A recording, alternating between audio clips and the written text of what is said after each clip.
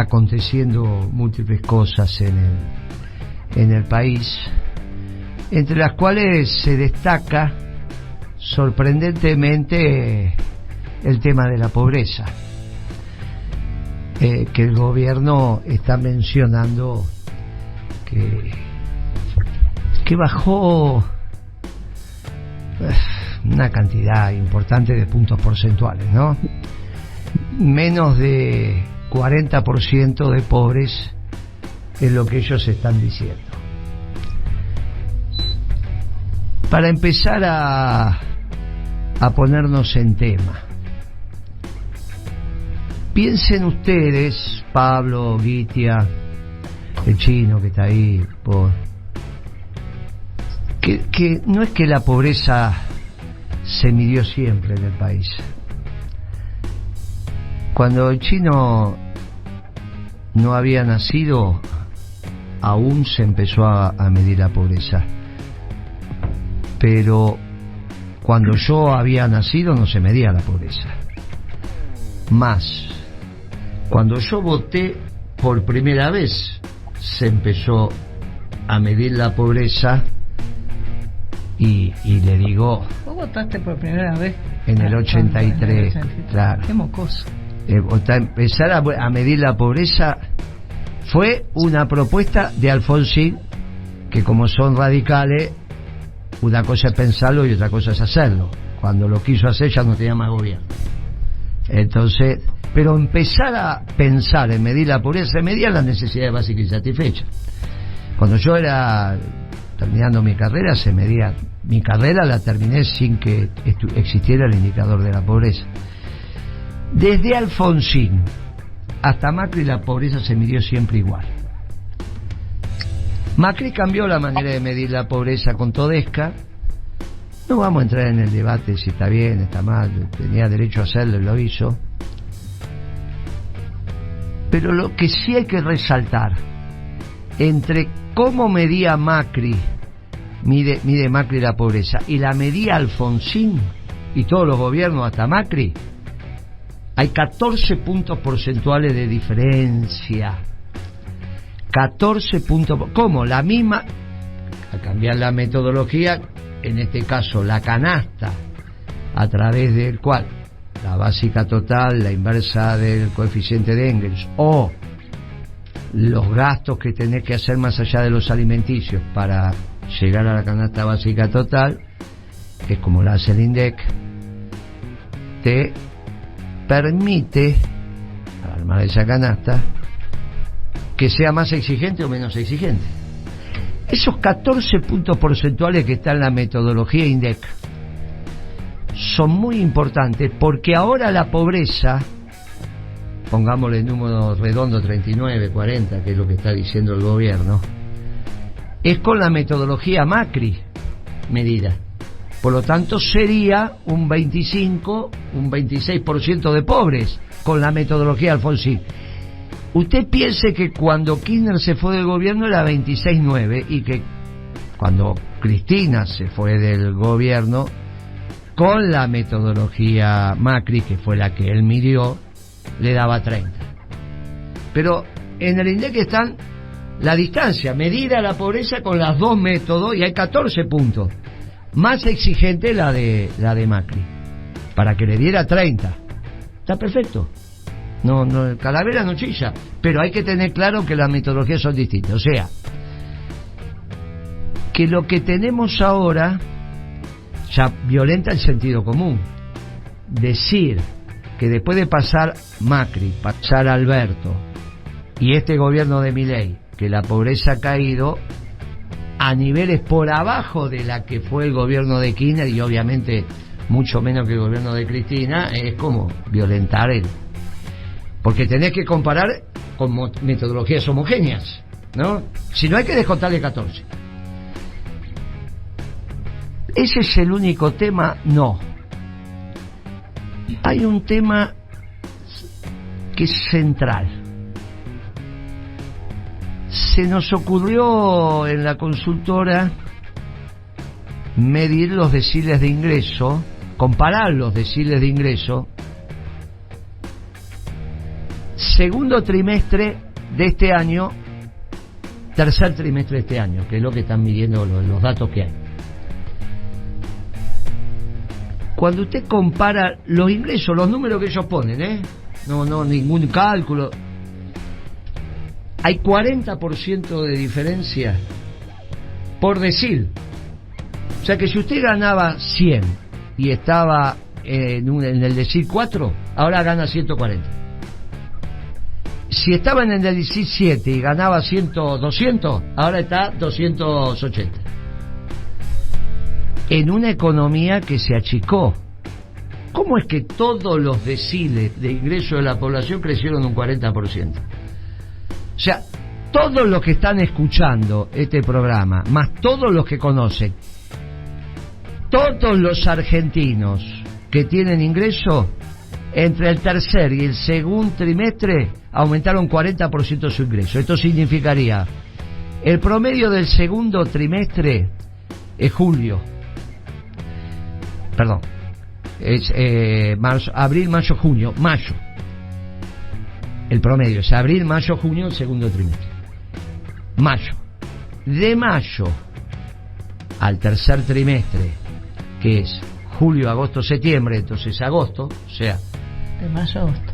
De mayo a agosto, porque vamos por trimestre, los ingresos aumentaron un 40%. En una economía que se achicó. Después querer discutir que se achicó pulso, que se achicó mucho, listo, lo discutimos. Pero que se achicó no está en discusión. Por lo tanto, en una economía que se achica, que todos los ingresos aumenten el 40%, ¿qué implica que los ingresos aumentan un 40% si la canasta aumentó un 9%? Bueno, que ganaron un 30% real. Contra la canasta, del mes 5 al mes 8, ganaste un 30% de poder adquisitivo contra la canasta con la cual se mide la pobreza. Extraordinario. No pasó nunca en la Argentina, nunca, ni cuando la economía crecía a tasa china tampoco. Una cosa increíble. Una cosa increíble. En la Kirchner arranca la pobreza con 54 y la devuelve con 27, 26,9. Pero en 4 años.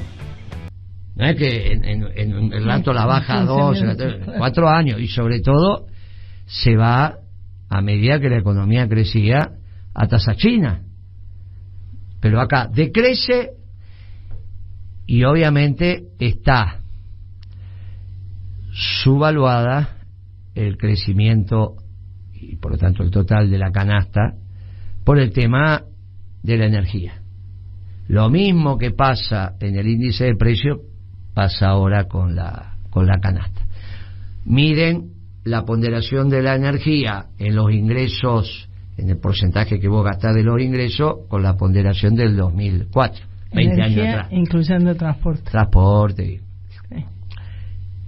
Pero igual, aunque usted ponga los valores actuales de la energía, habría una ganancia real extraordinaria, casi de 20 puntos, 20 y pico de puntos. Con lo cual, con una economía que se achica. Claro, acá entra el tema que venimos conversando de que este es un gobierno de simulación, simuladores, simula. Claro, en esto se le fue la mano.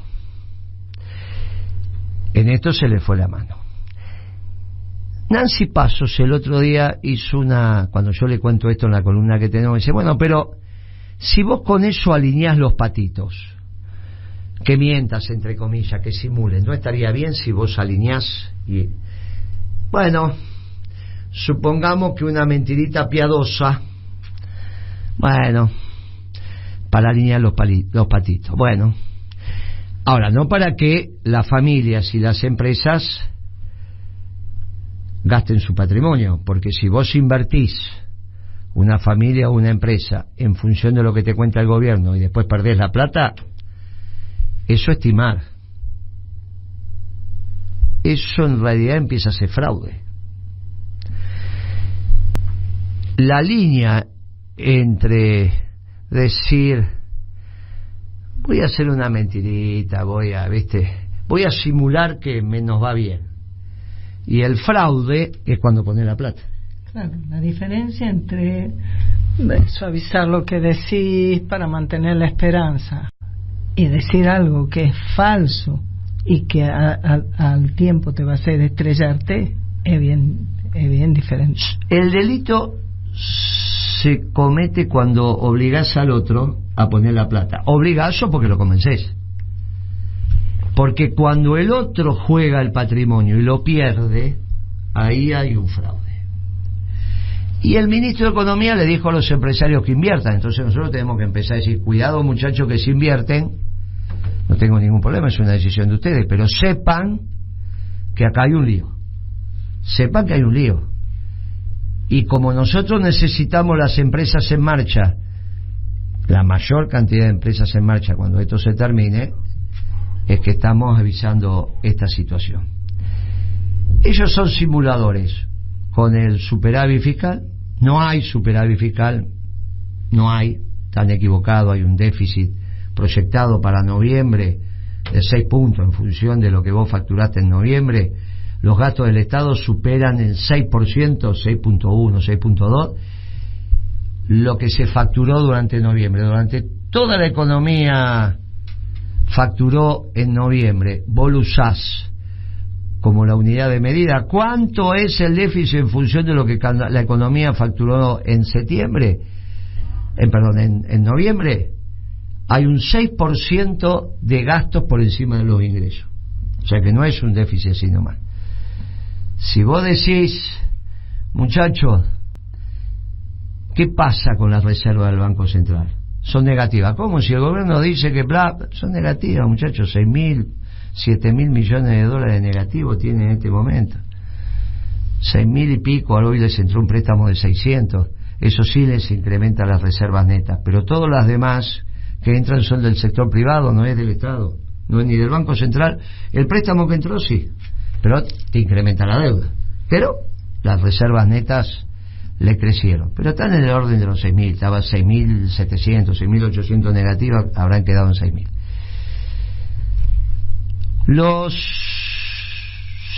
El sector externo, y no hay duda, si no, no habría cepo. No, solucionamos el tema del sector externo. Bueno, entonces, ¿por qué no levantás el cepo?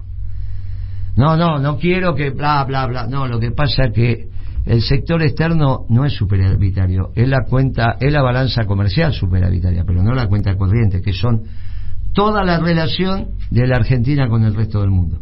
Cuando vos le ponés los intereses, le ponés los dividendos, cuando le ponés los royalties, la transferencia unilateral, los fletes y seguros, contra la balanza comercial, que si es positiva te da negativo. Toda esa suma te da negativa. Con lo cual el sector externo sigue siendo negativo.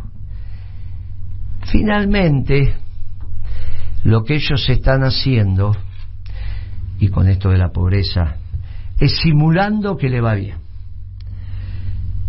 Pero cuando el ministro le dice este es el momento de jugar, apuesten, que ahora sí la cosa bla, bla, bla, y el presidente dice el mejor gobierno de la historia, ahí ya entramos en el fraude.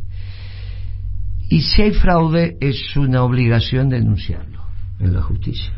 Cuando uno ve que se está cometiendo, si sos funcionario público no hay ninguna duda, tenés que denunciarlo, pero si no, como ciudadano, cosa que vamos a empezar a trabajar, la posibilidad de una denuncia por fraude al Ministerio de Economía y también al presidente, porque ellos están diciendo cosas donde ya empiezan a arriesgar el patrimonio familiar y el patrimonio de las empresas. Algo de esto pasó con Macri cuando empezaron a hablar de los brotes verdes del segundo semestre y los empresarios le hicieron caso, algunos, y muchos de ellos tuvieron que presentar convocatoria o perdieron millones de dólares. Cuidado con esto, porque Macri no eran tan explícitos, eran brotes verdes, estos, pensamos, viste, decían, no, en el segundo semestre, pero estos tipos no, dicen, ya está todo bárbaro, hagan, sobre datos que no son más que una simulación, como dijo Nancy Pasos, bueno, a ver si logramos enderezar las expectativas y que vayan en el lugar. Claro, cuidado con eso. Nancy no tiene por qué saberlo, se lo aclaramos. Mira, Nancy, que en economía esto es muy delicado. Si vos das una evaluación equivocada, hay un fallo, un juicio muy famoso de un supermercado que compra Carrefour. Ellos compraron los Norte, lo fueron comprando en tractos sucesivos. El último que creo que compraron es de Quilmes, y hay un estudio de mercado que le hace una consultora que después no se verifica en la realidad cuando Carrefour lo compra. Y Carrefour inició juicio a la consultora. Dice, usted lo que hizo, la consultora se escuda en fuerza mayor del 2001. Dice, no, mire, yo hice los cálculos en función de la convertibilidad, después, bueno, eso que lo resuelve la justicia. Pero este es un antecedente que le estoy contando de cuando se dicen mal las cosas. Entre privados fueron a juicio, creo que todavía está eso, no sé si habrá terminado de opinar la Corte Suprema. Seguramente que llega a la Corte Suprema, porque estamos hablando de muchos millones de dólares. Carrefour dice, yo lo compré por este estudio de mercado, y todo salió todo al revés. Y la consultora dice, bueno, yo lo hice, pero en la convertibilidad, y ahora en la convertibilidad, bueno, que lo resuelva la justicia. Ahora, en este caso es el gobierno. Esto no es una consultora, este es el es gobierno. La información oficial de los decisores. Este es el gobierno, y cómo van mostrando los números para que les dé. Ya en el caso de la pobreza es un mamarracho lo que hicieron, pero van acomodando las cosas de una manera. Por ejemplo, cuando el presidente Milei dice hubiésemos estado en hiperinflación porque proyecta en 12 meses la inflación mayorista o minorista que tuvieron en diciembre o en noviembre, no importa. Y entonces mete 17.000... No sé. Le hicieron unos cálculos, uno lo hizo Jacobe, otro lo hizo Carlos Rodríguez. Hubo un día que el dólar se devaluó un 3.5. Y entonces le hicieron por 365 días. Porque si en un día es 3.5, ¿cuál es la fórmula? Es 1 más, paréntesis, 3.5 dividido 100 elevada a la 365 menos 1, que usted la hace muy fácil. Esa es la fórmula, es muy elemental, pero es 1.035 elevada a la 365. O sea, multiplicado por sí mismo 365 veces. Esa es la historia, el sí mismo anterior, ¿no? Es el que está siendo el anterior, se multiplica. Así que imagínese.